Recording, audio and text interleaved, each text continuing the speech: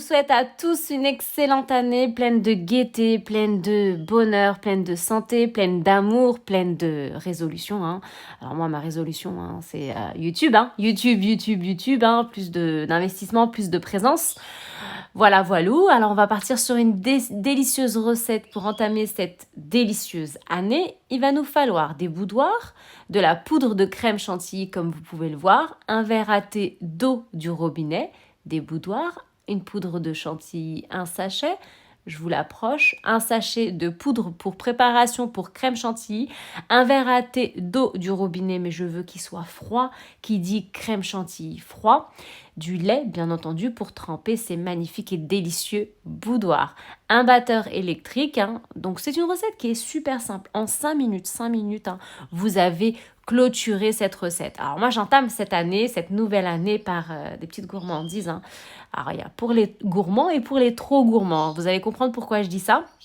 Alors c'est une recette qui est muy al dente, qui est très simple, qui est soft, qui est facile à la portée de tous.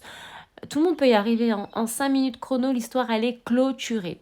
Alors, dans un premier temps, je vais prendre mon verre à thé d'eau du robinet froid, voilà, vous le mettez au réfrigérateur, 1 heure, voilà, mettez-le 1 heure, comme ça il sera bien frais.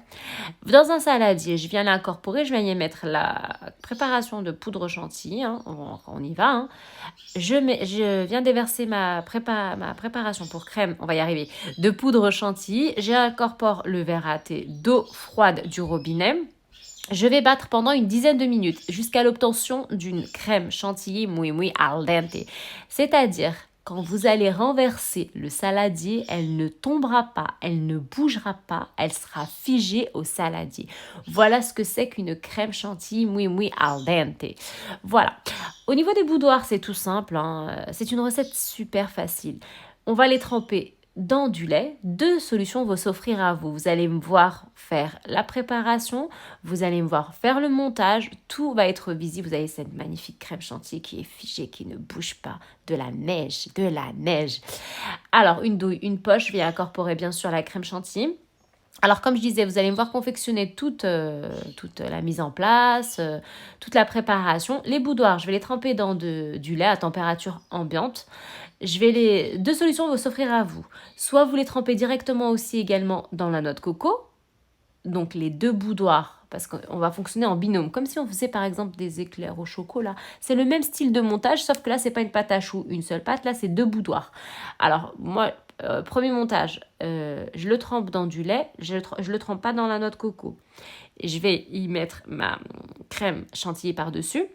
Je vais incorporer quelques parcelles de noix de coco. Et ensuite, le deuxième boudoir, je vais le mettre dans du lait et je vais le tremper dans la noix de coco et le passer par-dessus. La deuxième solution, le premier boudoir, je le trempe dans du lait. Je le trempe dans la noix de coco, je mets ma crème chantilly, je trempe le deuxième boudoir dans du lait, dans la noix de coco, et je le mets par-dessus. Vous avez vu, pour les gourmands et pour les gourmands. Alors, vous allez me voir tout confectionner, la noix de coco, ici, voilà.